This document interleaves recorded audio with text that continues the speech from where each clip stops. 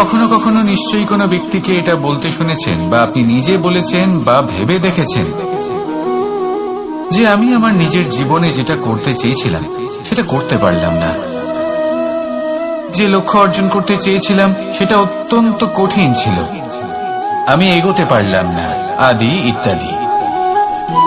আমরা সবাই কখনো না কখনো ভাবি যে লক্ষ্য আমরা নির্ধারণ করেছি সেটা আমাদের পক্ষে অত্যন্ত কঠিন, প্রায় অসম্ভব। আমাকে বলুন, যে প্রত্যেকটা বস্তু বা সাফল্য যা কিছু আপনি কামনা করেছেন কোনোটাই কি সরল ছিল? নির্বাচনের সময় সেটা সরল ছিল না, সেই জন্যই আপনি সেই লক্ষ্যটা নির্বাচন করেছেন। কারণ সংসারের যে কোনো বস্তু বা কোনো সাফল্য যদি খুব সহজে পাওয়া যায় বা কম চেষ্টা করেই লাভ করা যায়, সেটা আমাদের ততটা সন্তুষ্ট করে না। সেই জন্য আমরা জেনে বুঝেই কঠিন লক্ষ্য নির্বাচন করি, কারণ সেই লক্ষ্য আমাদের প্রতিস্পর্ধা এবং সংঘর্ষের সম্মুখীন করে, যার সম্মুখীন হয় অগ্রসর হওয়ার পরে আমরা আরো বেশি শ্রেষ্ঠ হয়ে উঠি। সেই জন্য কিছু অসম্ভব কিনা সেই বিষয় চিন্তা করবেন না, শুধু অগ্রসর হতে থাকুন, নিজের কর্ম করুন, সেই লক্ষ্যকে প্রাপ্ত করুন, আর আমার সাথে ভালোবেসে বলুন, রাধা রাধা। মানুষ জীবনে সব সময় চিন্তা করে, ভাবতে থাকে যে তার জীবনে কতই না সমস্যা, তারপরে নিজের আশেপাশে দেখে আর ভাবে যে সবাই কত প্রসন্ন, শুধু আমার জীবনেই সমস্যা আছে। কিন্তু বিষয়টা তা নয়। শুধু প্রত্যেক ব্যক্তিরই নয়, প্রত্যেক প্রাণীরও জীবনে সমস্যা আছে। এবার মানুষ একটা পাখিকে দেখে এটাই ভাবে যে এদের জীবন কতটা সহজ, কোন দেশেরই সীমারেখা এদের ওপর লাগু হয় না, কোথায় থাকবে সেই নিয়েও কোনো ভাবনা নেই, কত শান্তির জীবন এদের। তারপর সে একটা পিঁপড়েকে দেখে আর এটা ভাবে কি অসাধারণ, এদের তো সারা জীবনই মাটির উপরেই অতিবাহিত হয়, খাবারটাও মাটিতেই পেয়ে যায়, কি শান্তির জীবন এদের। কিন্তু যখন কোনো ঝড় আসে তখন সবার আগে সেই পাখির বাসাটাই ঝড়ে ভেঙে যায়। এই পাখি যে শাখাতেই গিয়ে বসে পড়ুক, তাদের উপর সবসময় সংকট থাকে যে ওপর থেকে কোনো বড় পাখি এসে তাদের উপর প্রহার না করে, তারা নিজেদের প্রাণ না হারায়। আর যদি কথা বলি পিঁপড়েকে নিয়ে, এদের উপর সবসময় সংকট থাকে যে কোনোভাবে বাতাস বা জল এদের ভাসিয়ে না নিয়ে যায়, কোনো প্রাণী ওকে পা দিয়ে পিষে না দেয়, এই পিঁপড়ে পিষ্ট হয়ে না মারা যায়। দেখুন, সমস্যা প্রত্যেকের জীবনে রয়েছে আর এই সমস্যা আসতেই থাকবে। এর অর্থ এটা নয় যে এই সমস্যার সম্মুখীনই হওয়া যায় না, এর সমাধানও সম্ভব নয়।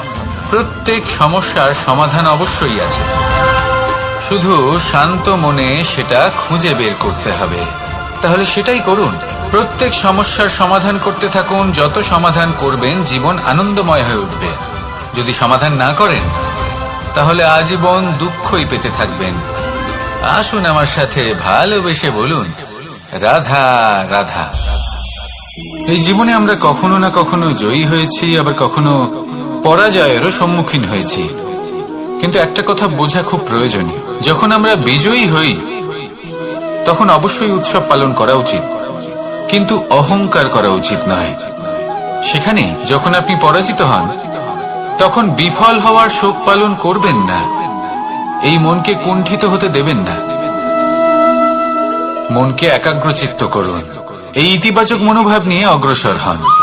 এই ইতিবাচক ভাবনা মনে জাগ্রত করার জন্য প্রথমে এটা বোঝা প্রয়োজনীয় যে ঈশ্বর ভেঙে যাওয়া বস্তুকেও সুন্দরভাবে ব্যবহার করে থাকেন।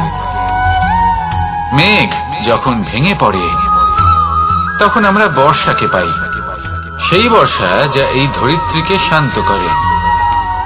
পাথুরে জমি যখন সেটা ভগ্ন হয় তখন আমরা সমতল ধরিত্রী লাভ করি, ক্ষেত লাভ করি, যার থেকে আমরা সামগ্রী পেতে পারি।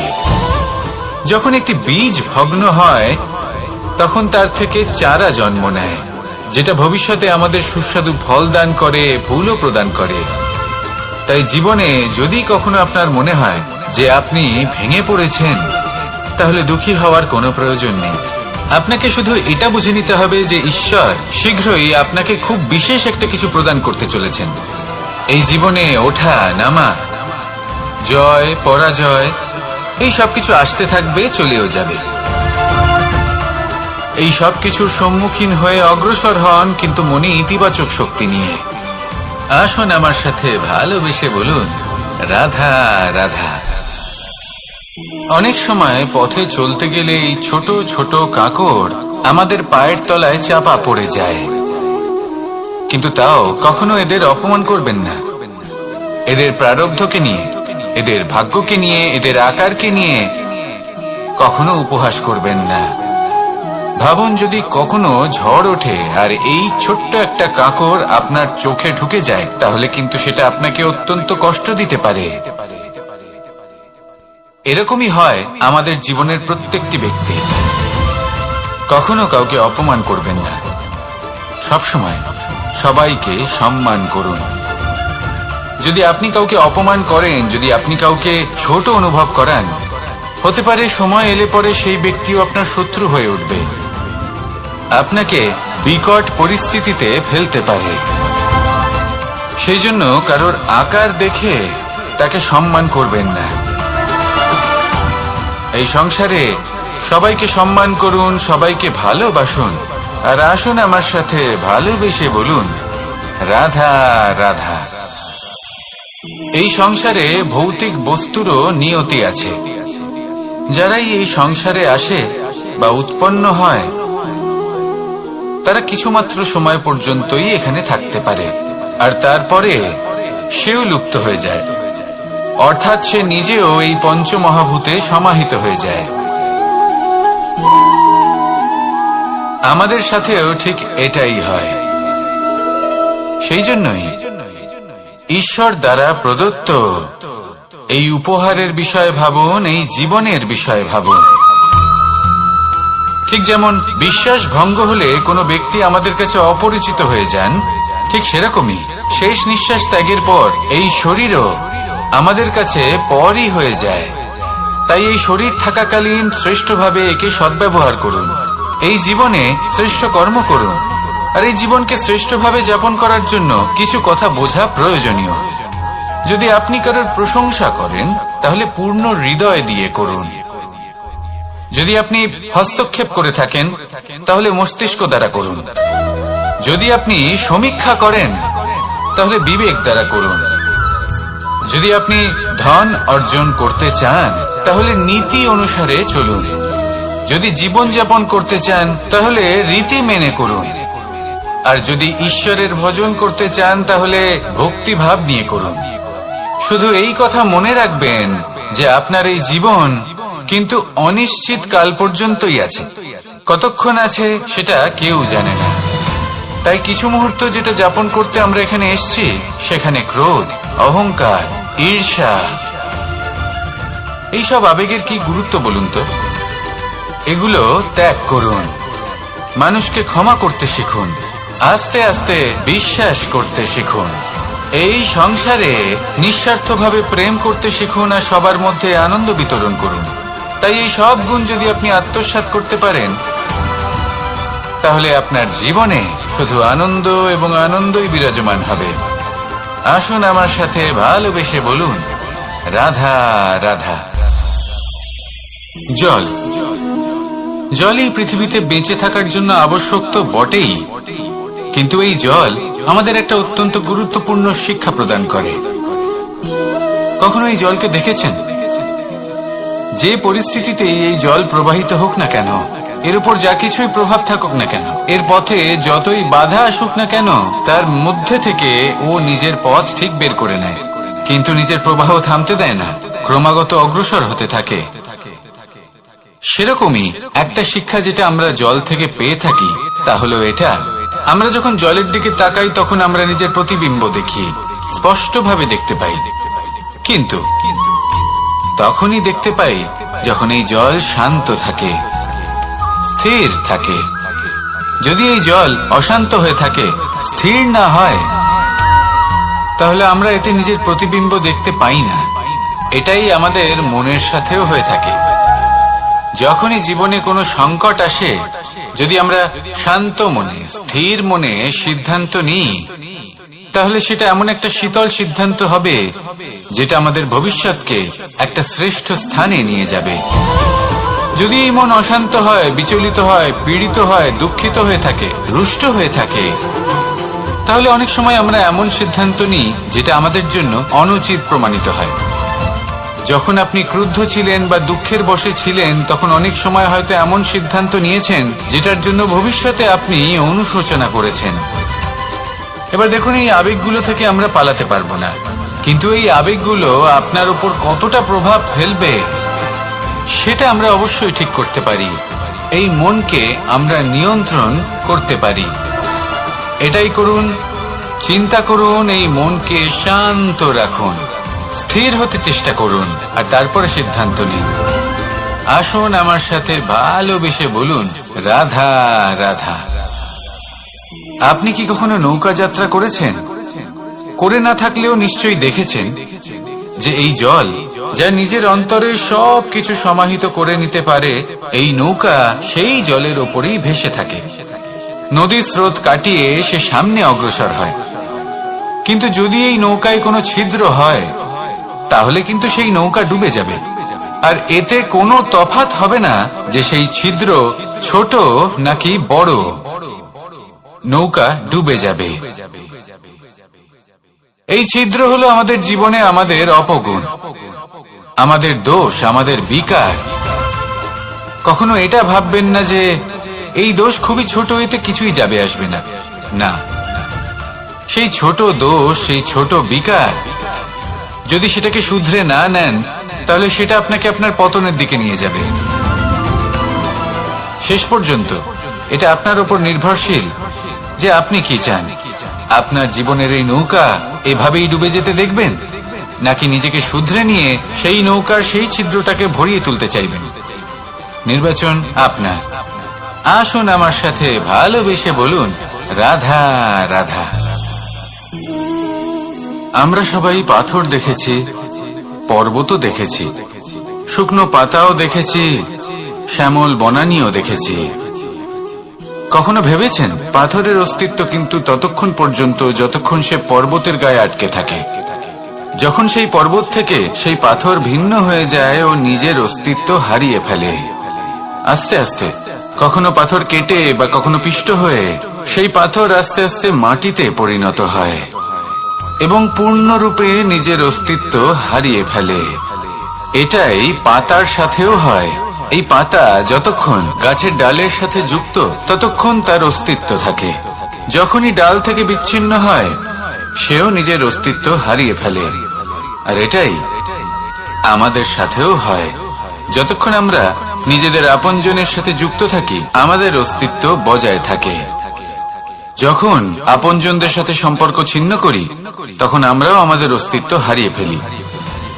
এবার এই সংসারের প্রত্যেক ব্যক্তি স্বতন্ত্র থাকতে চান, আর অনেক ব্যক্তি স্বতন্ত্র থাকবেন বলে আপনজনদের দূরে করে দেন আর তাদের সাথে এই সম্পর্ক ছিন্ন করেন। এটা কি সত্যি প্রয়োজন? আপনজনদের সাথে সম্পর্ক ছিন্ন করে নিজের অস্তিত্ব হারিয়ে ফেলা প্রয়োজনীয়, নাকি আপনজনদের সাথে সম্পর্ক বজায় রেখে নিজেদের স্বতন্ত্র করে রাখা সেটা আবশ্যক? নির্বাচন আপনারই। আসুন আমার সাথে ভালোবেসে বলুন, রাধা রাধা। আমরা প্রত্যেকেই অবশ্যই এমন সময় দেখেছি যখন অনেকগুলো সমস্যা একসাথে আমাদের জীবনে এসে পড়ে। সমস্যা আমাদের প্রত্যেকের জীবনেই থাকে। আমরা তার সমাধান খুঁজতে চেষ্টা করি, কখনো সমাধান খুঁজে পাই, আবার কখনো যতই চেষ্টা করি না কেন কোনো সমাধান খুঁজেই পাই না। আর যখন এটা হয়, তখন মানুষ অত্যন্ত বিচলিত হয়ে পড়েন। নিজের আত্মীয় স্বজন, নিজের বন্ধু বা সংসার, এদের ওপরে এই দোষ চাপিয়ে দেন যে এদের জন্যই এই সমস্যা এসেছে। এবার যদি আমি আপনাকে কোনো পরামর্শ দিই, তাহলে এটাই বলবো যে দৃষ্টিভঙ্গি পাল্টে দেখুন।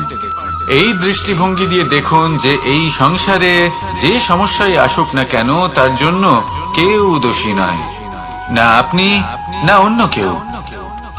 এই পুরো খেলাটাই আপনার মানসিকতা, আপনার দৃষ্টিভঙ্গি, আপনার মনে। কিভাবে বোঝাচ্ছি? যখন আমাদের মন শক্ত থাকে, তখন কঠিন থেকে কঠিনতর পরিস্থিতিও আমাদের জীবনে খুব বেশি হলে প্রতিস্পর্ধা হয়ে থেকে যায়। সেখানে যদি আমাদের মন দুর্বল থাকে, তখন অল্প কঠিন পরিস্থিতিও আমাদের কাছে খুব বড় সমস্যা হয়ে যায়, তাই না? একটা শক্ত মন কঠিন পরিস্থিতিকে প্রতিস্পর্ধা হিসেবে দেখে আর তার মধ্যে ওটা সুযোগ খুঁজে নেয়। আমাদের শুধু এটাই করতে হবে। এই সংসারে অন্য কাউকে দোষী মনে করলে আপনার সমস্যা দূর হয়ে যাবে না। সেই জন্য এই সংসারকে দোষ দেওয়ার বদলে এই সমস্যার মূলে চলে যান, সেটাকে বুঝুন, নিজের এই মনকে শক্ত করে তুলুন। যদি আপনার মন শক্তিশালী হয়, তাহলে এই সংসারে অনেক বড় বড় কঠিন থেকে কঠিনতর পরিস্থিতিও যদি আসে, আপনার জীবনে যতই বড় বড় সমস্যা আসুক না কেন, আপনার লক্ষ্য লাভে বাধা দিতে পারবে না। আসুন আমার সাথে ভালোবেসে বলুন, রাধা রাধা। কখনো এই প্রকৃতির দিকে তাকিয়ে থাকবেন। এই প্রকৃতি অনেক ধরনের শিক্ষা দেয়। কোন একটা গাছকে দেখুন, কিভাবে সে মাটি থেকে জল শুষে নেয়। সে ঝড় হোক বা হোক কড়া রোদ, সব সহ্য করে এবং অবশেষে সে ফল ধারণ করে। আর সেই ফল উৎপন্ন করার পরে সে ফল কিন্তু সে নিজে গ্রহণ করে না, এই সংসারকে প্রদান করে, যাতে পশু পাখি মানুষ তারা এই ফল গ্রহণ করে শক্তিশালী হয়ে উঠতে পারে, সুস্থ থাকতে পারে। সেভাবেই নদী, সরোবর এরা নিজেরাও কিন্তু নিজেদের জল গ্রহণ করে না, মাটিকে প্রদান করে, পশু পাখিকে প্রদান করে। সূর্য নিজেও নিজের জন্য প্রজ্বলিত হয় না, সে প্রকাশ ছড়িয়ে দিতে চায় আমাদের সবার কাছে, সে আলো পৌঁছে দিতে চায়। এই প্রত্যেকের কর্মে পরমার্থ নিহিত আছে, আর সেই জন্যই এদের সকলকে পুজো করা হয়। তাই মনে রাখবেন,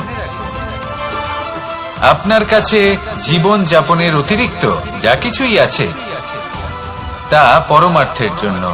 তাহলে তার সদ্ব্যবহার করুন আর আমার সাথে ভালোবেসে বলুন, রাধা রাধা। পরিবর্তন, এটা হলো সৃষ্টির অমূল্য নিয়ম। এই সংসারে সবকিছু সময়ান্তরে পরিবর্তিত হয়, এই সময়ও পরিবর্তিত হয়।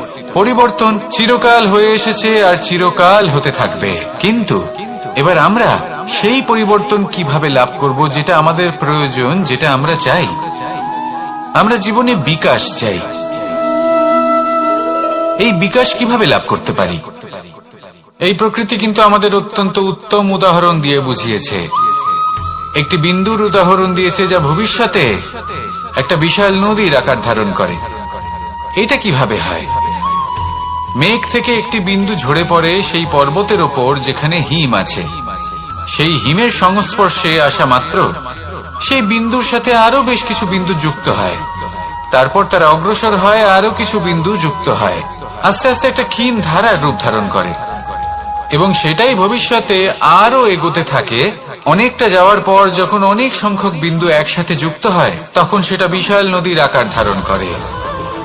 এবার আমরা মানুষ বলে আমাদের সাথে এই নিয়মের অন্যথা হয় তা নয়। আমরাও এই প্রকৃতির অংশ, আমাদের ক্ষেত্রেও একই নিয়ম প্রযোজ্য। যখন পরিশ্রম করে অনেক সংখ্যক বিন্দু আমরা একত্রিত করব, তখনই পরিবর্তনের নদী প্রবাহিত হবে। প্রয়োজন হলো নিরন্তর পরিশ্রম করা এবং ধৈর্য ধরা। এটা করতে থাকুন, জীবনে সবকিছু লাভ করতে পারবেন। কারণ প্রকৃতি আমাদের এটাই শিখিয়েছে, আর আমরা এই ব্রহ্মরই একটি অংশ, যার দ্বারা এই ব্রহ্মাণ্ড নির্মিত। আসুন আমার সাথে ভালোবেসে বলুন, রাধা রাধা। মন এবং মস্তিষ্ক, এই দুই হলো মানুষের জীবনের দুটি গুরুত্বপূর্ণ অংশ। এবার আপনি বলবেন, এই দুইয়ের মধ্যে পার্থক্য কি? দুটোই তো সমান। না, যেটা আমি আপনাকে বোঝাতে চেষ্টা করছি সেটা ভালো করে বুঝুন। প্রথম, মন। এই মন অত্যন্ত চঞ্চল হয়, এর নিজের কোনো বিবেক থাকে না, সিদ্ধান্ত নেওয়ার কোনো ক্ষমতাই থাকে না। এই মন শুধু বয়ে চলে। আর দ্বিতীয় হলো মস্তিষ্ক, সেই অংশ যেখানে বুদ্ধির সঞ্চার হয়ে থাকে। এটা হলো জ্ঞান দ্বারা পরিপূর্ণ এবং অত্যন্ত প্রবলও হয়। বেশিরভাগ সময় জীবনের সঠিক সিদ্ধান্ত নেওয়ার ক্ষেত্রে এই মস্তিষ্কই আমাদের সাহায্য করে। সেখানেই মন মাঝে মাঝে আমাদের উচিত সিদ্ধান্ত নেওয়ার ক্ষেত্রে বাধা দেয়, কখনো সঠিক পথ থেকে সরিয়ে দেয়, কারণ চঞ্চল প্রবৃত্তি হওয়ার কারণে এটা অস্থির হয়ে থাকে। কখনো কখনো নেয়া সিদ্ধান্ত বদলাতেও এই মন আমাদের বাধ্য করে। সেই জন্য আপনি যদি জীবনের পথে অগ্রসর হতে চান, তাহলে মস্তিষ্কের সিদ্ধান্তে আস্থা রাখুন, পূর্ণরূপে নিজের সঙ্গী করে তুলুন। হতে পারে তখন আপনার এই মন বিদ্রোহ করে বসল, কিন্তু দৃঢ় নিষ্ঠার সাথে মস্তিষ্কের সিদ্ধান্তে আস্থা রাখুন। আস্তে আস্তে এই মন, যাকে আপনার শত্রু বলে মনে হচ্ছিল, আস্তে আস্তে সেটাও আপনার বন্ধু হয়ে উঠবে আর আপনাকে সাহায্য করবে। আসুন আমার সাথে ভালোবেসে বলুন, রাধা রাধা। এই সংসারে প্রত্যেক ব্যক্তি নিজের সংগ্রাম করে চলেছে, প্রত্যেক ব্যক্তির নিজের লড়াই আছে, আর সেই রণভূমিতে প্রত্যেক ব্যক্তি নিজের যুদ্ধে লড়াই করছেন। আর যদি যুদ্ধের কথা বলি, সেখানে কেউ বিজয়ী হয় বা কেউ পরাজিত। আর এখানে এটা বোঝা অত্যন্ত প্রয়োজনীয় যে কোথায় পরাজয়টা হওয়া গুরুত্বপূর্ণ আর কোথায় বিজয় লাভ করাটা গুরুত্বপূর্ণ। যদি আপনার এই যুদ্ধটা আপনার আপনজনের সাথে হয়, তাহলে সেখানে পরাজিত হওয়াটাই শ্রেয়, কারণ সেখানে পরাজিত হয়ে আপনি প্রসন্নতা লাভ করবেন। কিন্তু যদি এই যুদ্ধটাই আপনার নিজের সাথে হয়, নিজের মনের সাথে, নিজের মানসিকতার সাথে হয়, তাহলে এতে আপনাকে জয়ী হতে হবে। এই সংসারের যে কোনো যুদ্ধ হোক না কেন, সেটা রণভূমির পূর্বে এই মনের মাঝে লড়তে হয়।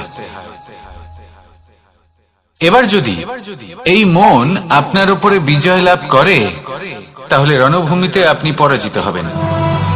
কিন্তু যদি আপনি এই মনের উপর বিজয় লাভ করতে পারেন, তাহলে এই সমগ্র সংসারে এমন কোনো স্থান নেই, এমন কোনো রণভূমি নেই যেখানে আপনি জয়লাভ করতে পারবেন না।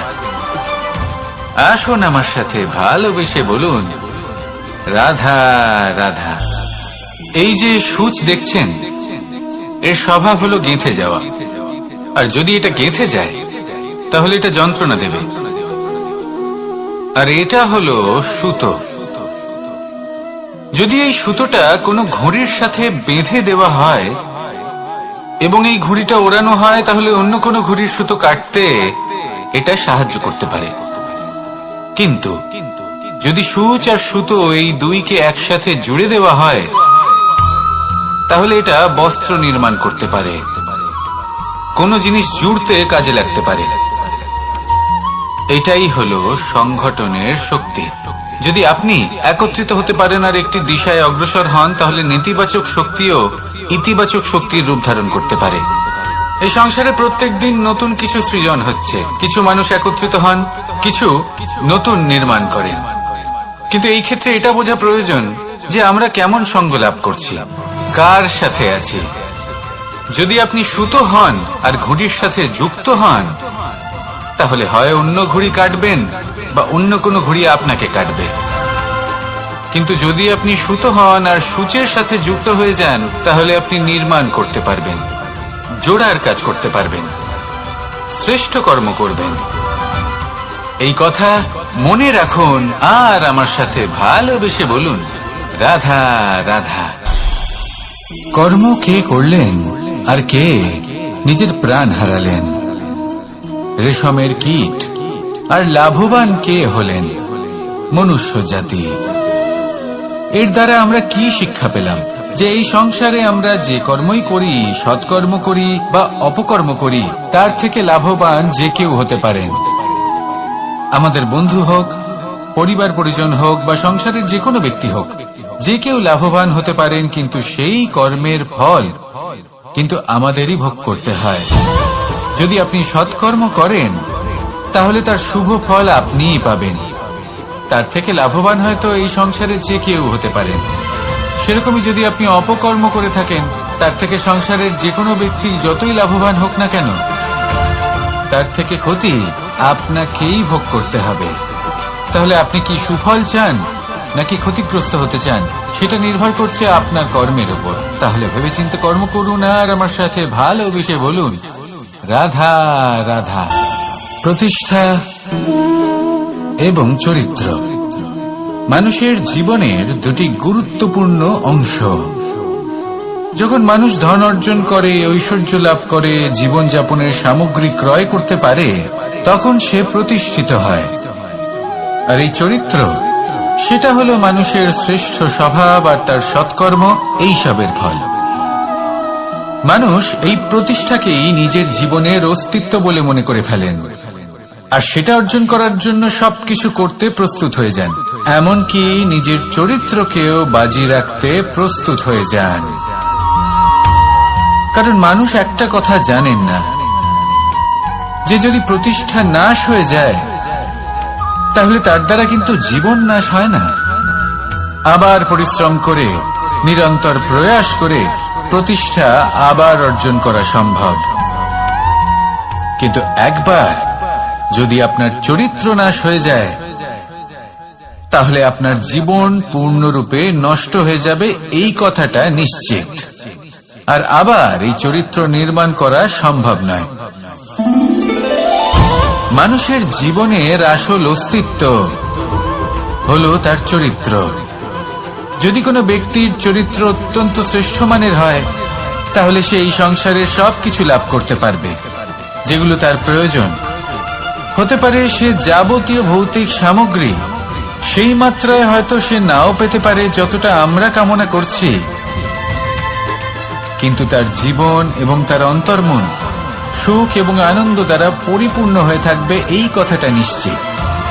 সেই জায়গায় এমন অনেক ব্যক্তি যারা প্রতিষ্ঠিত, তারাও কিন্তু অন্তর্মন এবং জীবনের এই সুখ লাভ করতে পারেন না। এবার আপনি কি অর্জন করতে চান সেটা আপনাকে বুঝতে হবে। আসুন আমার সাথে ভালোবেসে বলুন, রাধা রাধা।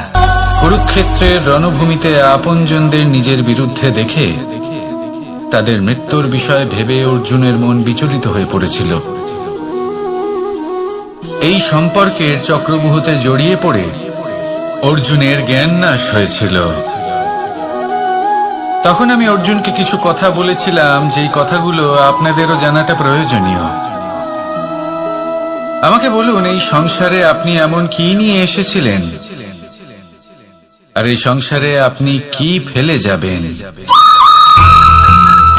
এই সংসার, এই জগৎ, এইসব বস্তু যা আপনার খুব প্রিয়, সবকিছু তা না জন্মের পূর্বে আপনার ছিল, আর না মৃত্যুর পর আপনার থাকবে। এই সংসার আমার থেকেই জন্ম নিয়েছে, আর মৃত্যুর পরে আমার মধ্যেই সমাহিত হয়ে যাবে। এখানে যার জন্ম হয়েছে তার মৃত্যু এখানে সুনিশ্চিত। শুধু জন্ম আর মৃত্যুর মধ্যের এই শরীর শুধুমাত্র একটা মাধ্যম, যার দ্বারা আমরা কর্ম করি, আর এই কর্মের ওপরেই শুধু আমাদের অধিকার রয়েছে।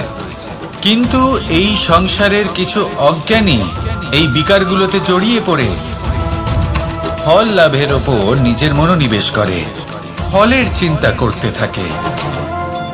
আর যদি মন মতো ফল না পায়, তাহলে কুপথে চলে যায়। অন্যদিকে এমন কিছু জ্ঞানী মানুষও আছেন যারা পূর্ণরূপে নিজেকে আমার কাছে সমর্পণ করেন আর শুধু নিজের কর্ম করতে থাকেন। এই কর্ম করেই আনন্দ লাভ করেন এবং তাতেই জীবন যাপন করেন। যদি আপনিও এটা চান যে আপনার জীবনে সুখ থাকুক, শান্তি থাকুক, সম্পন্নতা থাকুক, তাহলে সৎ পথে চলুন, ঈশ্বরকে স্মরণ করুন আর নিজের কর্ম করুন। আসুন আমার সাথে ভালোবেসে বলুন, রাধা রাধা। সন্দেহ আর বিশ্বাস, এই দুই আবেগ যাদের বিশেষত্ব আছে, কিন্তু এই দুইয়েরই স্থান একই, মন। বিশ্বাস আর সন্দেহ, এই দুটোই কখনো আমাদের দুঃখের কারণ হয়ে দাঁড়ায়, বিশেষ করে তখন যখন আমরা কোনো ব্যক্তির চরিত্রের আকলন উচিতভাবে করতেই পারি না। আর তাছাড়া এই কাজটা সহজ নয়। আমরা কখনো কখনো কোনো অনুচিত ব্যক্তিকে উচিত বলে ভেবে বসি, তার উপর বিশ্বাস করে ফেলি, আর ফলস্বরূপ সেই ব্যক্তি আমাদের বিশ্বাস ভঙ্গ করে বসেন, আর আমাদের দুঃখের সম্মুখীন হতে হয়। ঠিক সেইভাবেই কখনো কখনো আমরা এমন কোনো ব্যক্তির উপর সন্দেহ করি যে হয়তো পূর্ণরূপে পূর্ণ নিষ্ঠা ভরে আমাদের মঙ্গল কামনাই করেছেন। এমন একজন ব্যক্তি যে সত্যি বিশ্বাসের পাত্র, আর যখন সেই ব্যক্তি এটা জানতে পারেন যে আমরা তাকে নিয়ে সন্দেহ করেছি, খুবই স্বাভাবিক তিনি দুঃখী হয়ে যান। এমন কোন ব্যক্তিকে দুঃখ দিলে আমাদের মনও দুঃখী হয়ে যায়। তখন আমরা এটা ভাবি যে এই সংসারে আমরা কার উপর আস্থা রাখব আর কাকেই বা সন্দেহ করব? এর উত্তর হলো সময়। এই সংসারে কোনো ব্যক্তির চরিত্র যাচাই করা সবথেকে কঠিন কাজ। সেটা সময় নিয়ে করুন। কোনো ব্যক্তিকে যদি আপনি বুঝতে চান, তাকে পরখ করে দেখতে চান, তাহলে তার সাথে যতটা সম্ভব সময় অতিবাহিত করুন। এই সময় আপনার সামনে সেই ব্যক্তির এমন কিছু দিক তুলে ধরবে যা আর কোনোভাবে আপনি দেখতে পাবেন না। তারপর কি, সময়ের সাথে আপনি জানতে পেরে যাবেন যে এই ব্যক্তি, তার উপর বিশ্বাস করা উচিত নাকি অনুচিত। শুধু এভাবেই যাচাই করুন আর আমার সাথে ভালোবেসে বলুন, রাধা রাধা। গোবর্ধন পর্বতের সাথে আমার সম্পর্ক কেমন আপনারা জানেন। অনেকদিন আগে যখন আমি ছোট ছিলাম, একদিন আমি আর বাবা গোবর্ধন পর্বতে ওঠার চেষ্টা করছিলাম। আমি ক্লান্ত হয়ে পড়লাম, আর আমি বাবাকে বললাম যে বাবা, আমাকে আর কতটা উপরে উঠতে হবে, আর ক পা যেতে হবে, আর কত উঁচুতে উঠতে হবে, আর কত সময় লাগবে। তখন বাবা হাসলেন। উনি আমার কাঁধে হাত রাখলেন আর আমাকে বললেন যে এটা আন্দাজ করতে যেও না যে আর কত সময় লাগবে, এটা মাপতে যেও না যে আর ক পা সামনে এগোতে হবে। শুধু এই যাত্রা পথের আনন্দ উপভোগ করো আর সামনে এগোতে থাকো। যদি এটা করতে পারো তবেই নিজের লক্ষ্য লাভ করতে পারবে। এটা কিন্তু আমাদের জীবনের সাথেও ঘটে। আমরা চিন্তিত হয়ে পড়ি যে এখনো আর কতটা সামনে এগোতে হবে, আর কতটা চেষ্টা করতে হবে, কতটা পরিশ্রম করতে হবে, আর কত সময় লাগবে নিজের লক্ষ্যে পৌঁছতে। এই চিন্তা ত্যাগ করুন, নিজের দৃষ্টিভঙ্গি পাল্টান, আর এটা ভাবুন যে আরো কত শ্রেষ্ঠ কর্ম করতে পারি সামনে এগোনোর জন্য, আর কত তীব্র গতিতে আমি সামনে এগোতে পারবো। সামনে অগ্রসর হওয়ার এই যে যাত্রা বড়ই সুন্দর, এটার আনন্দ উপভোগ করুন। বাবার এই শিক্ষার কারণে আমি গোবর্ধন পর্বত হাতে তুলতে পেরেছি। দিনের শেষে এটা আপনার উপর নির্ভর করছে যে নিজের পর্বতরূপী লক্ষ্যকে আপনি নিজের হাতের মুঠোয় ধরে রাখতে পারবেন নাকি নয়। আসুন আমার সাথে ভালোবেসে বলুন, রাধা রাধা। এই সংসারে প্রত্যেকটি ব্যক্তির নিজস্ব বিশেষত্ব আছে, আর এই বিশেষত্ব কারোর কাছে শক্তির সমান, কারোর কাছে দুর্বলতা। তা সে মানুষই হোক বা পশু পাখিই হোক না কেন।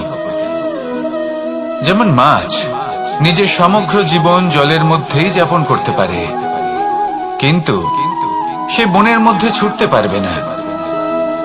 সেখানে সিংহকে বনের রাজা বলা হয়, কিন্তু সে তার আধিপত্য জলে স্থাপন করতে পারবে না। যদি এই সিংহ মাছকে এই প্রতিস্পর্ধা জানায় যে তুমি বনের মধ্যে এসে আমার সম্মুখীন হও, তাহলে সেটা অনুচিত হবে। সেটা মাছের দুর্বলতা নিয়ে উপহাস করার মতোই হবে। এবার সংসার এটা দেখে যিনি দুর্বল তার পরিস্থিতি দেখেও হাসবে, আর আপনার মূর্খামি দেখেও উপহাসই করবে। সেই জন্য নিজের জীবনে সব সময় যদি নিজের তুলনা করতে হয়, তাহলে সেই ব্যক্তির সাথে করুন যে বল, স্থান এবং ধন, এই তিন দিকে আপনার সমতুল্য। কারণ সেক্ষেত্রে দুজনেই উচিত শিক্ষা লাভ করবেন। যদি এমন কোনো ব্যক্তি থাকেন যিনি আপনার থেকে শক্তিশালী, কিন্তু তিনি আপনাকে দুঃখ দেওয়ার চেষ্টা করছেন, তাহলে এটা জেনে রাখবেন যে মানুষ কিন্তু সেই গাছেই পাথর ছুঁড়ে মারে যার ফল অত্যন্ত সুমধুর হয়ে থাকে।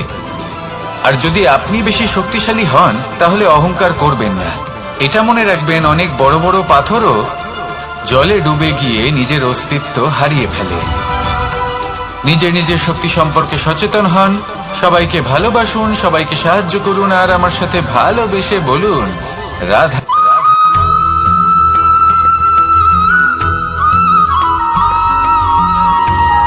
মানুষ জন্মগ্রহণ করেন, বড় হতে থাকেন, পুরুষার্থ লাভ করেন, অর্জন করেন। অর্জন করা আসলে কি? বেশিরভাগ মানুষ বলেন অর্জন করা অর্থাৎ ধন সম্পত্তি অর্জন করা। আর কি অর্জন করা যায়? আর কি লাভ করা যায়? আসল প্রশ্ন হলো এটাই যে কি এমন আছে যা বাস্তব রূপে অর্জন করার যোগ্য। তা হলো ব্যবহার, জ্ঞান এবং সন্তোষ। কেন?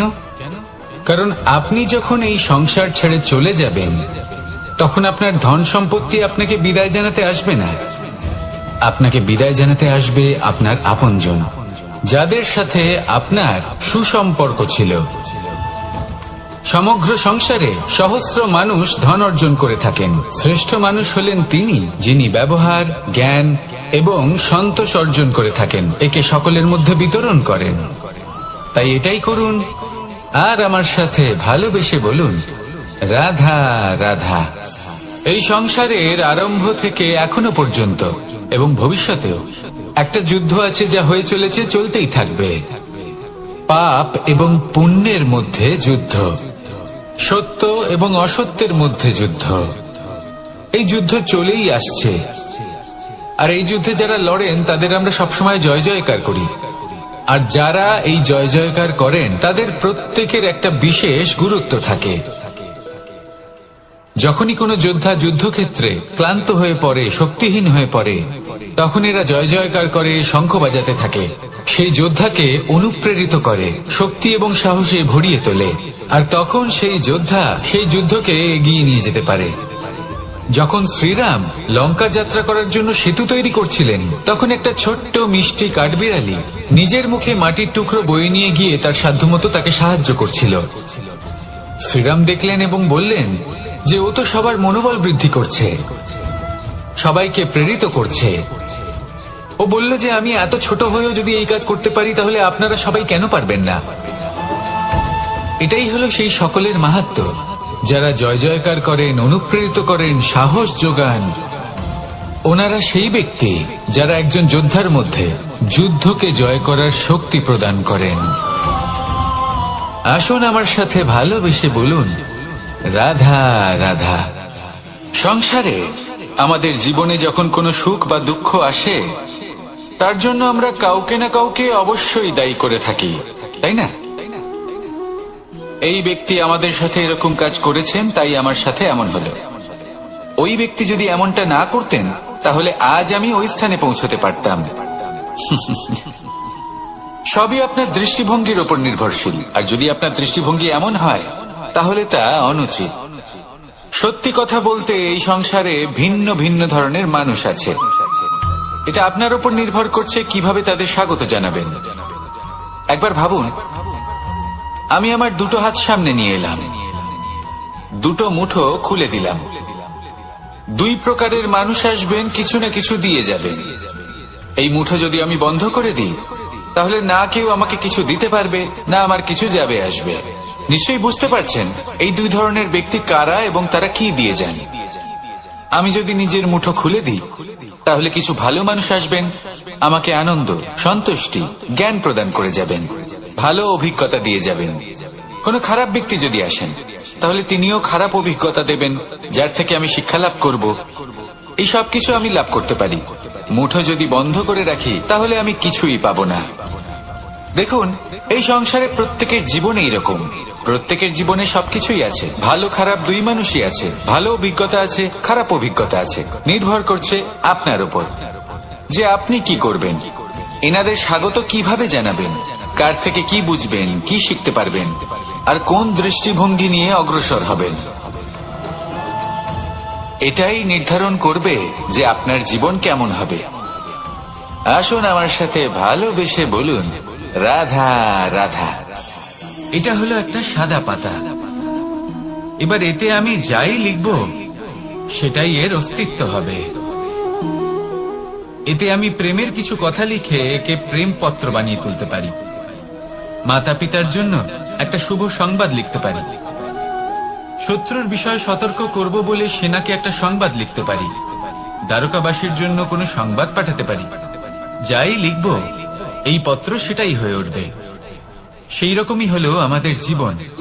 আমরা যেমন কর্ম আমরা করব, আমাদের অস্তিত্ব এবং ব্যক্তিত্ব ঠিক তেমনই হয়ে উঠবে। যদি আপনি একটা অসাধারণ, উজ্জ্বল এবং সম্মানজনক জীবনযাপন করতে চান, তাহলে তার একটা রহস্য আপনাকে বলি। যেমন কথন হবে, কর্ম তেমন হবে।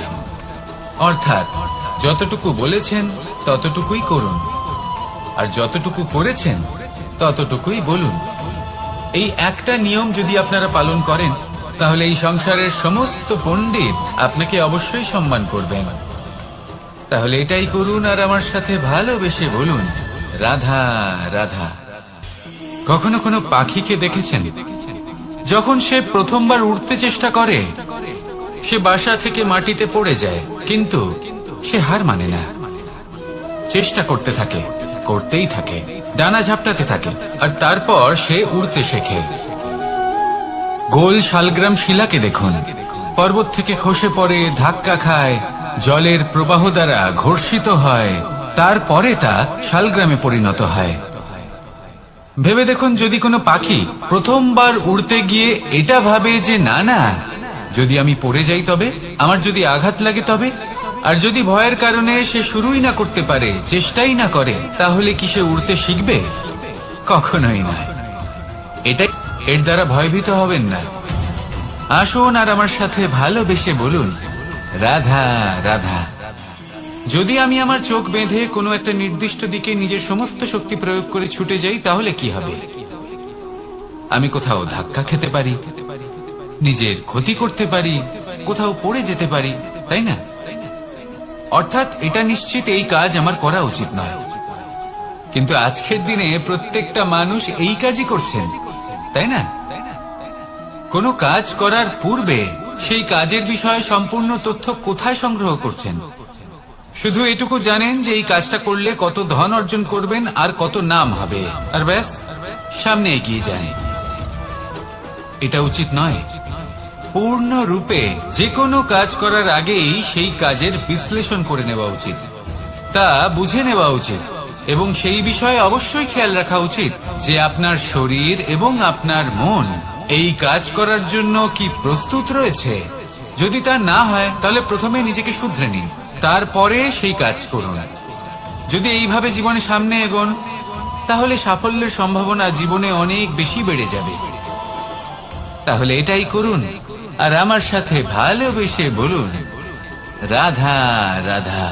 এই সংসারের সব থেকে বড় যোদ্ধা কে? কেউ বলবেন অর্জুন, কেউ বলবেন ভীম, কেউ বলবেন হনুমান, আদি ইত্যাদি। কিন্তু এই সংসারের সব থেকে বড় যোদ্ধা আপনার মনের ভেতরে আছে, আপনার মনের মধ্যে আছে। সেই ব্যক্তি সব থেকে উঁচুতে পৌঁছতে পারেন যিনি নিজের অন্তরের খামতি বুঝতে পারেন, নিজের দোষ বুঝতে পারেন, তার সাথে লড়াই করেন এবং তার উপর বিজয় লাভ করেন। যে ব্যক্তি এটা শিখতে পারেন, যে ব্যক্তি এটার উপর জয়লাভ করতে পারেন, তিনি হলেন সব থেকে বেশি শক্তিশালী, সব থেকে বেশি বীর এবং সব থেকে বেশি পরাক্রমী ব্যক্তি। আমরা সকলেই সংসারকে পাল্টাতে চাই। তার জন্য প্রথম পদক্ষেপ আপনাকে নিতে হবে, নিজেকে দোষমুক্ত করতে হবে। যদি মানুষ নিজের অন্তরের দোষ বুঝতে পারেন এবং নিজেকে দোষমুক্ত করতে পারেন, তাহলে এই সংসার নিজে থেকেই দোষমুক্ত হয়ে যাবে, তাই না? তাহলে নিজেকে দোষমুক্ত করুন আর আমার সাথে ভালোবেসে বলুন, রাধা রাধা। মানুষের জীবন সবসময় ন্যায় আর অন্যায়ের মাঝে ঘুরপাক খেতে থাকে। প্রত্যেক মানুষের মনে হয় কোথাও না কোথাও তার সাথে অন্যায় হচ্ছে।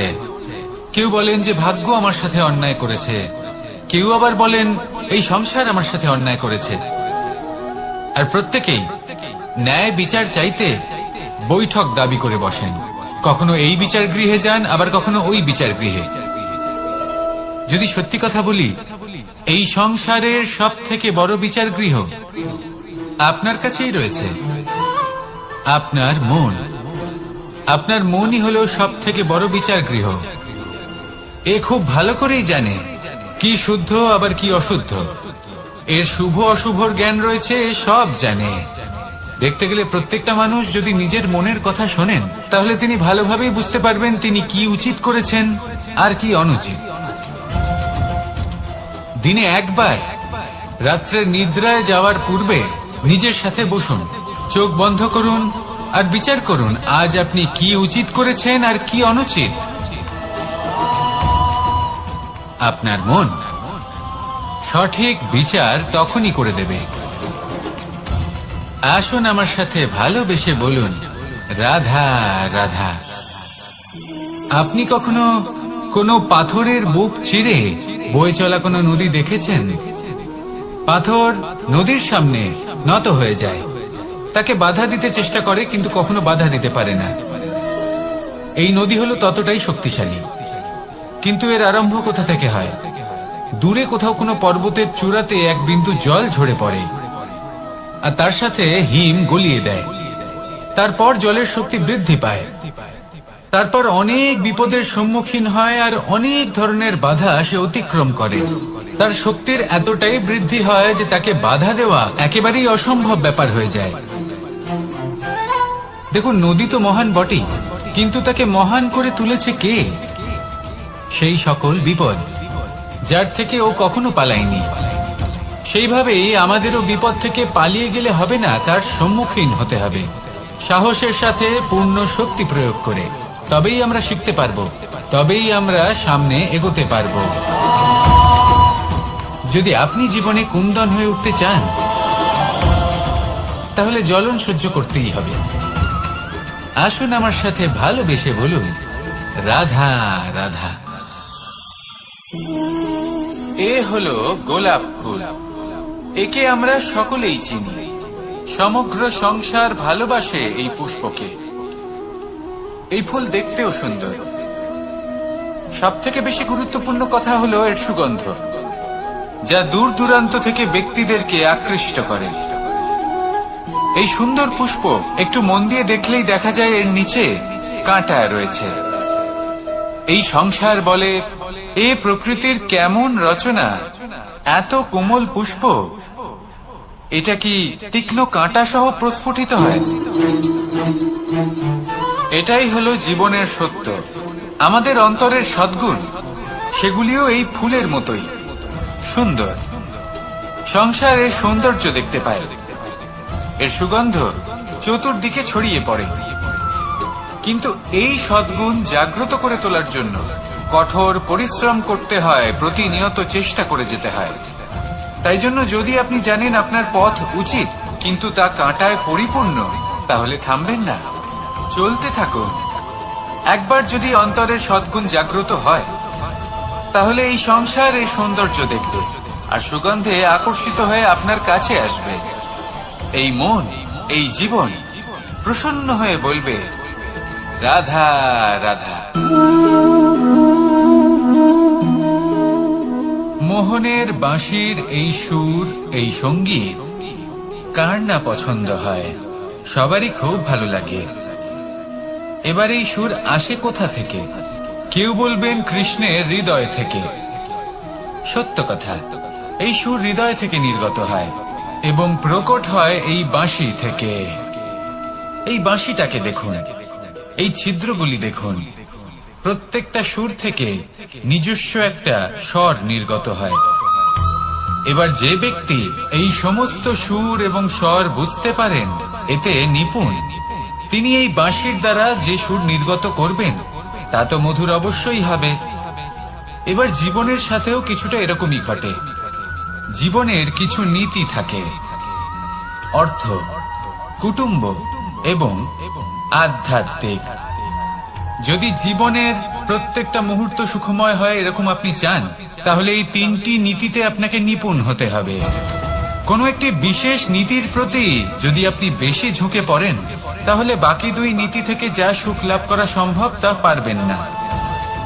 ধন অর্জন করতে হবে পরিবারের জন্য, পরিবারের সুখ মনের শান্তির জন্য, মনে শান্তির প্রয়োজন মনের শুদ্ধতার জন্য।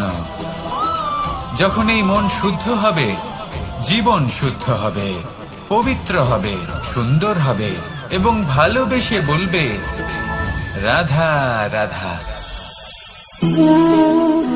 জল, এ হলো জীবনের আধার পঞ্চতত্ত্বের মধ্যে একটি, আর অত্যন্ত বিশেষ। এর থেকে অনেক বড় শিক্ষা পাওয়া যায়। এই জল গন্তব্যের বিষয়ে এর স্পষ্ট ধারণা আছে। ও জানে ওর লক্ষ্য কি, আর প্রয়াস করে ততদূর সে পৌঁছেও যায়। এটি পর্বত থেকে বয়ে নিচে নেমে আসে, নদীর সাথে সমাহিত হয়ে তার সাথে বয়ে চলে, চিরসবুজ বনানী গড়ে তোলে, প্রাণীদের তৃষ্ণা নিবারণ করে, সামনে এগিয়ে চলে, মানুষের সাথে মিলিত হয়। যারা একে বাঁধের মধ্যে বেঁধে রাখতে চেষ্টা করে, সে বন্দি দশাতেও থেকে যায়, মানুষের কল্যাণ করে। তারপর বাঁধ থেকে মুক্তি পেয়ে এগিয়ে চলে, কোথাও ধাক্কা খায়, কোথাও বাধা পড়ে, কোথাও যদি পথ খুঁজে না পায় তাহলে পথ খুঁজেই নেয়, আর যেখানে পথ থাকে না সেখানে পথ বানিয়ে নেয়, আর শেষ পর্যন্ত নিজের লক্ষ্যে পৌঁছেই যায়, অর্থাৎ সমুদ্রে গিয়ে সমাহিত হয়ে যায়। আমাদেরও কিছুটা এরকমই হয়ে উঠতে হবে। যেখানেই যাবেন সকলের কল্যাণ করুন, সামনে এগোন। আপনি কোথাও পড়ে গেলে, ধাক্কা খেলে আঘাত লাগবেই, উত্থান পতন লেগেই থাকে। সামনে এগোতে থাকুন। কোথাও পথ না পেলে তা খুঁজে নিন, কোথাও পথ না থাকলে তা বানিয়ে নিন। নিজের গন্তব্যের কথা সব সময় মনে রাখুন। শেষ পর্যন্ত নিজের মোক্ষ লাভ আপনি অবশ্যই করবেন। আর আমার সাথে ভালোবেসে বলুন রাধা রাধা। জীবনের প্রত্যেক মুহূর্ত আমাদের কিছু না কিছু শিক্ষা দেয়, নির্ভর করছে আমাদের দৃষ্টিভঙ্গির উপর। যেমন নদী হলো আমার অত্যন্ত প্রিয়, নদীতে ভ্রমণ করতে আমার খুব ভালো লাগে। কি বলেন?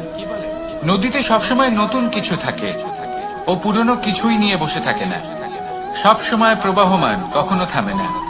ততক্ষণ থামে না যতক্ষণ না সাগরে গিয়ে সমাহিত হচ্ছে। ঠিক এইভাবেই আমাদেরও উচিত নিজের জীবন অতিবাহিত করা, নদীর মতো। প্রত্যেক মুহূর্ত নতুন, তাই সেইভাবেই জীবন যাপন করুন। পুরনো কিছুই একত্রিত করে রাখবেন না, বিগত স্মৃতির মাঝে নিজেকে হারিয়ে ফেলবেন না। এই যে বর্তমান, এই যে মুহূর্ত, সেটাই হলো সর্বশ্রেষ্ঠ।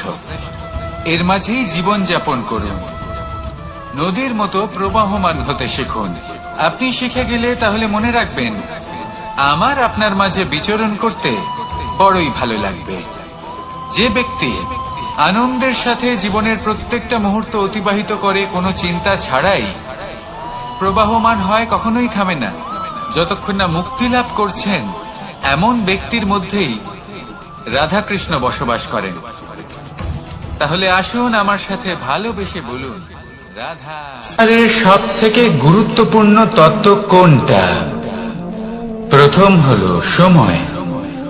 জন্ম থেকে মৃত্যু পর্যন্ত এই যে সময়, এটাই তো হলো জীবন। দ্বিতীয় হলো জীবন, যাতে আমরা সময়ের সদ্ব্যবহার করি, শ্রেষ্ঠ থেকে শ্রেষ্ঠতর কাজ করার চেষ্টা করি। বহু বছরের এই পরম্পরা, এই সংস্কৃতিকে এগিয়ে নিয়ে যাওয়ার চেষ্টা করি। এই সংসারে আমরা অংশগ্রহণ করতে চেষ্টা করি। তৃতীয় হলো ধন, সেই ধন যা প্রত্যেক ব্যক্তি অর্জন করতে চেষ্টা করেন। এবার এই তিনটি তত্ত্বের মধ্যে একটা সামঞ্জস্য আছে, সমান ব্যাপার আছে। সে ধনই হোক বা সময় হোক বা হোক জীবন। আর সেই সমান ব্যাপার হলো যে যদি আপনি এটা গণনা করতে থাকেন তাহলে তা কমতে থাকে, যদি আপনি এটা ব্যবহার করেন তাহলে তা বাড়তে থাকে। একে সংগঠিত করে রাখতে চেষ্টা করলে হাত থেকে ফসকে যায়, কিন্তু যদি আপনি একে সামলে রাখতে শিখে যান, তাহলে এমন কাজ করবেন যাতে সংসারের সাথে সাথে পরবর্তী প্রজন্ম লাভবান হবে। যদি কিছু শিখতে চান তাহলে সামলাতে শিখুন, গণনা করা বা সংগঠিত করা নয়। আসুন আর আমার সাথে ভালোবেসে বলুন, রাধা রাধা। এই জীবনে আমাদের দুজন সঙ্গী, এক হলো অন্ধকার আর এক হলো প্রকাশ। এবার যখন এই অন্ধকারে আমরা প্রদীপ জ্বালাই, সেই প্রকাশের জন্য অন্ধকার আমাদের উপর রুষ্ট হয়ে চলে যায়। এবার যদি অন্ধকারকে খুশি করতে যাও তাহলে প্রকাশ আমাদের উপর রুষ্ট হয়ে চলে যায়। এ হলো ঠিক সেই পরিস্থিতি যে আমাদের দুই বন্ধু, তাদের মধ্যে সদ্ভাব নেই।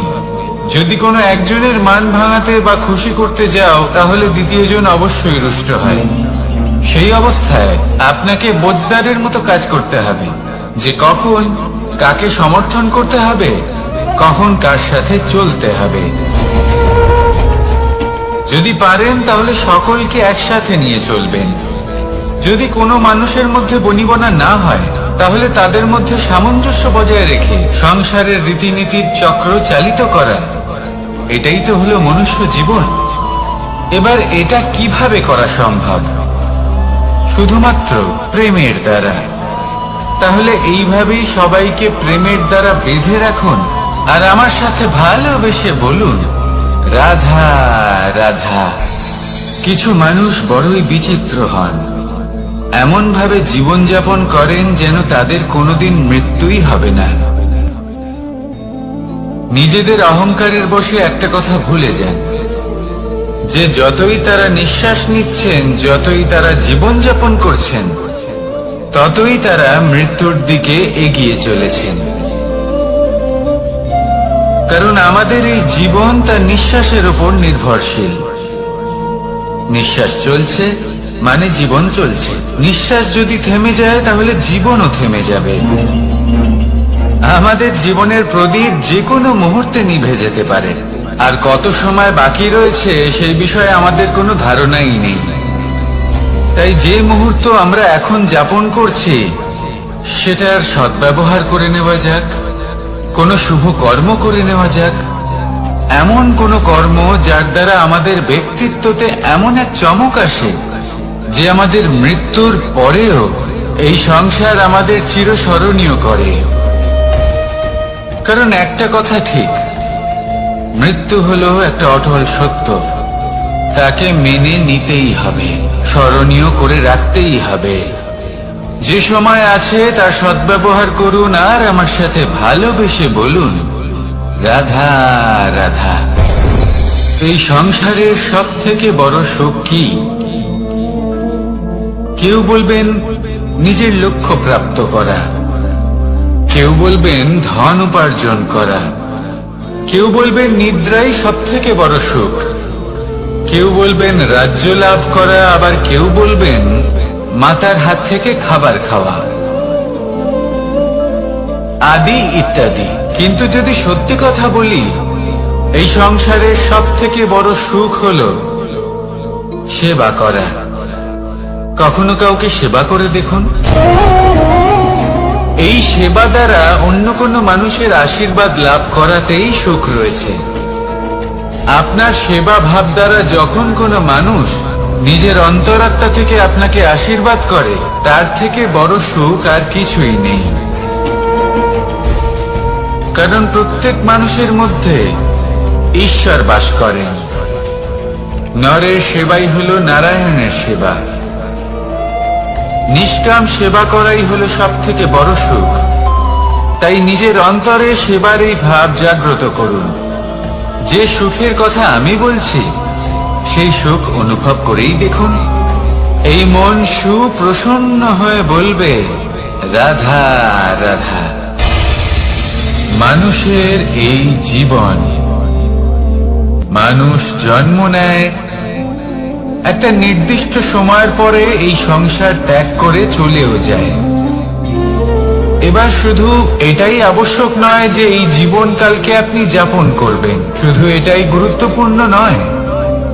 আবশ্যক এবং গুরুত্বপূর্ণ হলো এটা যে এই জীবনকালে আপনি এমন কিছু করেন যাতে এই সংসারের মঙ্গল হয়। যাতে এই সংসার আপনাকে মনে রাখে, আপনার থেকে প্রেরিত হয়, আপনার মতো হতে চায়। প্রত্যেক বছর আপনার জন্মতিথির অপেক্ষা করে, এমন ভাবে আপনার জন্মদিন পালন করে যাতে সেটা মহোৎসবের আকার ধারণ করে। এবার এই জন্মদিন এমনি এমনি মহোৎসবে পরিণত হয় না। তখন হয় না যখন কোনো ব্যক্তি রাজার রূপে বা কোনো গোয়ালার রূপে জন্মগ্রহণ করে। তখন পরিণত হয় যখন একজন মানুষ জন্মগ্রহণের পরে এই সংসারকে কোনো শিক্ষা দিয়ে যান। কিভাবে একজন মানুষ গোয়ালা থেকে রাজা হতে পারে, কিভাবে একজন মানুষ অসত্য থেকে সত্যের পথে চলতে শুরু করেন, অধর্ম থেকে ধর্মের পথে চালিত হতে পারেন, কিভাবে অন্ধকার থেকে প্রকাশের দিকে যেতে পারেন, কিভাবে নিজের আত্মাকে পরমাত্মার সাথে মিলিত করতে পারেন। তা সে রামনবমী হোক বা জন্মাষ্টমী হোক, তাদের জীবনের সাথে জড়িত প্রত্যেক মুহূর্ত একটা পরবের আকার ধারণ করে। তাহলে আপনিও এইভাবে নিজের জীবন যাপন করতে থাকুন। এই সংসারে শুধু ভালোবাসা বিতরণ করুন, কিছুটা এমন ভাবে বিতরণ করুন যাতে আপনি এই সংসার থেকে চলে যাওয়ার পরেও এই সংসারে আপনি শুধুই ভালোবাসা বিতরণ করতে পারেন। যদি আপনি এরকম করেন, সংসারকে প্রেরণা দেন, তাহলে আপনার জীবনও রাধা কৃষ্ণের প্রেমের মতোই অলৌকিক এবং দৈব হয়ে উঠবে। আসুন আর আমার সাথে ভালোবেসে বলুন, রাধা রাধা। আপনি এটা শুনে থাকবেন যে ছোট্ট একটা বালক সে ঈশ্বরের প্রতিরূপ হয়, কিন্তু এমন কেন বলা হয় তা কি আপনি কখনো ভেবে দেখেছেন? আমি আপনাকে বলছি, কোন একটা ছোট্ট বালককে দেখুন, সে কি করে? সকলকে সমান চোখে দেখে। ওর মনে না কোনো ছলনা রয়েছে, না কোনো কপটতা, না অহংকার রয়েছে, আর না কোনো বিষয় নিয়ে কোনো চিন্তা। সকলকে সে সমান চোখে দেখে আর নিজের মধ্যেই প্রসন্ন থাকে, সকল বিকার থেকে মুক্ত। এগুলোই তো সেই গুণ সেই বালকের মধ্যে, যা হলো ঈশ্বর স্বরূপ। এবার ভেবে দেখুন, যদি প্রত্যেকটা মানুষ এই ছোট বালকের মতো সেই সব গুণ নিজের মধ্যে জাগ্রত করে তোলে, তাহলে কি হবে? তারাও ঈশ্বর তুল্য হয়ে উঠবে। তাই আপনিও এটাই করুন, নিজের মনকে বিকার মুক্ত করুন সেই ছোট্ট বালকের মতো।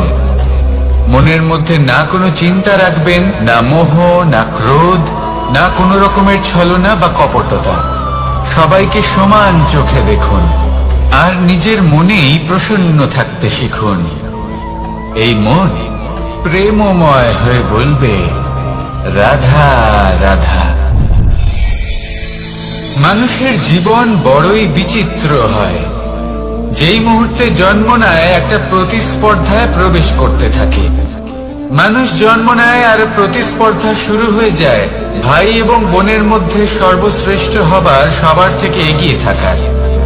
তারপরে সে যায় গুরুকুলে, নিজের বন্ধুদের মধ্যে সর্বশ্রেষ্ঠ হওয়ার প্রতিস্পর্ধা শুরু হয়। এবার সেখান থেকে বাইরে বেরিয়ে সংসার জীবনে প্রবেশ করে ধন উপার্জনের প্রতিস্পর্ধা শুরু হয়।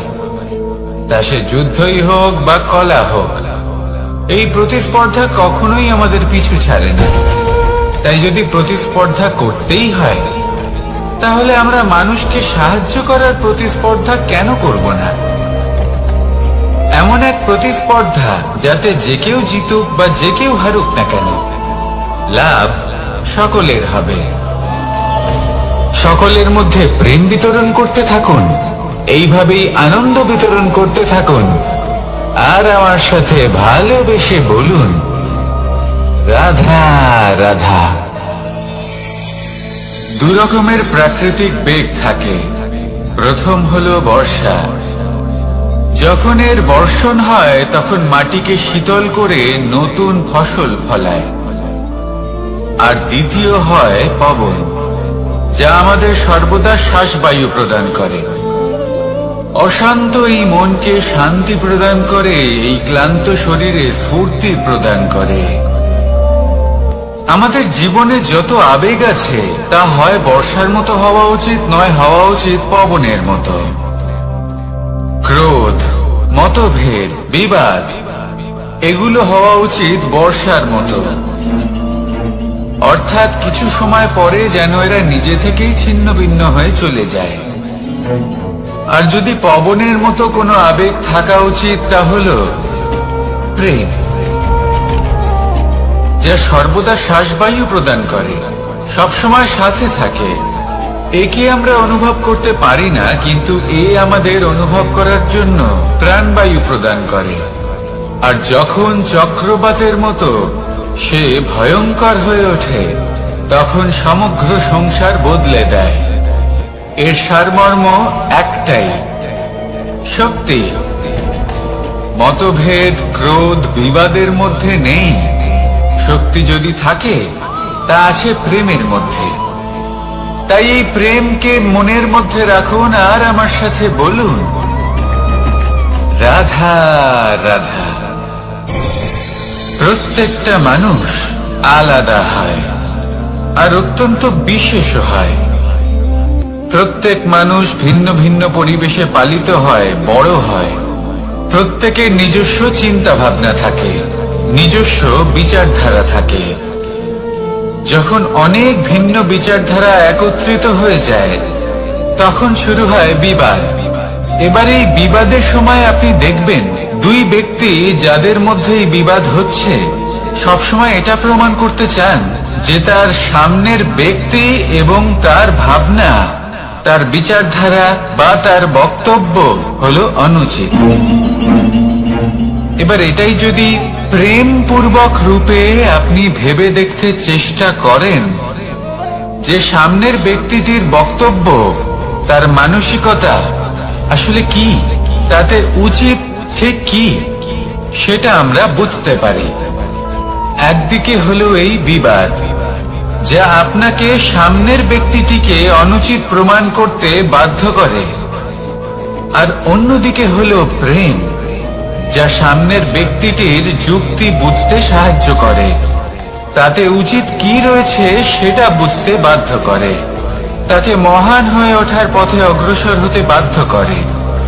তাই এই বিবাদকে ত্যাগ করুন আর প্রেমকে আপন করে নিন, আর এই প্রেম ভাব নিয়ে বলুন, রাধা রাধা।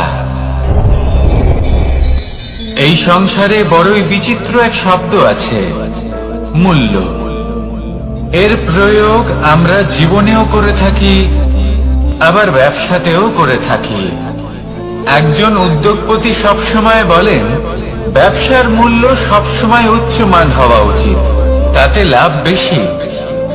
অন্যদিকে আরেকজন ব্যক্তি যিনি পরোপকারী, যিনি ঈশ্বরের দর্শনের অভিলাষী, তিনি বলেন জীবনের মূল্য সব থেকে উচ্চমান হওয়া উচিত। অনেক সময় মানুষ কি করে থাকেন, ব্যবসার এই মূল্য তা উচ্চতার শিখরে পৌঁছানোর লোভে জীবনের মূল্য নামিয়ে ফেলেন। যেখানে এই সমগ্র সংসার প্রেমের দ্বারা চালিত হয়, প্রেমই হলো এই সংসারের আধার। এবার যদি আপনি প্রেম করতে শিখে যান, তাহলে ব্যবসাতে নিশ্চিত রূপে লাভের সাথে সাথে কীর্তি এবং যশ লাভও করতে পারবেন। তা আমি নিশ্চিত রূপে বলতে পারি, কারণ ব্যবসাতে ওঠা নামা এসব চলতেই থাকে। জীবনকে আপনি যদি একবার উচ্চতায় নিয়ে যেতে পারেন, তাহলে তা কখনোই নামবে না। আসুন আর আমার সাথে ভালোবেসে বলুন, রাধা রাধা। যা বাধা দেয় তা হলো অবরোধ, যা এগিয়ে নিয়ে যায় তা হলো বিকাশ, আর যা ভাগ করে দেয় তা হলো গুণ।